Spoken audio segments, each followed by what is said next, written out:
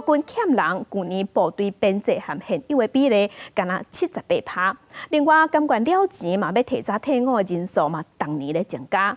即马为着要增加兵力，国防部拍算要修法，只要是退伍满1年，佮想要转去做兵的，拍算要开放，佮会当去参加遴选，佮再入营。也毋过军事专家是认为讲，改善待遇、改善军中的环境，才是正确的做法。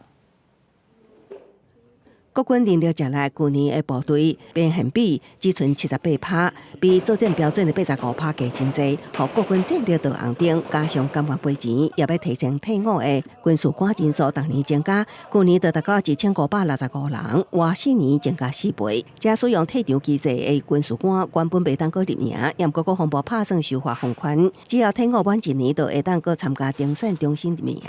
品德不放宽。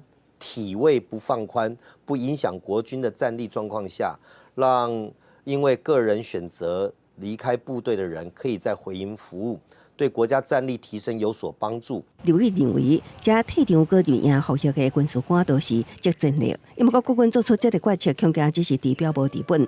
国防部今年机关局预算的亏，只存16,749人，士官多少1,744人，实际能力可能更较欠。有军事专家指出，提款待遇、改善军中环境，才会当吸引少年人将做兵达至工作的选择之一。对此，国防部增加招募加留营的条件，决定要替机关局加薪，薪水待遇调整方案已经上行政院。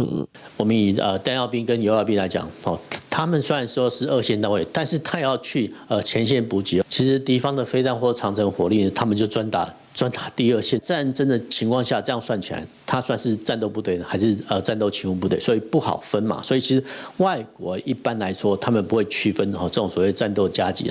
国防部有计调整机关局加级，甲战斗部队加级。不过陈国平表示，无共兵种的加级无共，恐惊互官兵有比较的心态，建议参考美军的做法，由军方协助加强配合工作，官兵做兵加钱也有保障。公司新闻采访报道。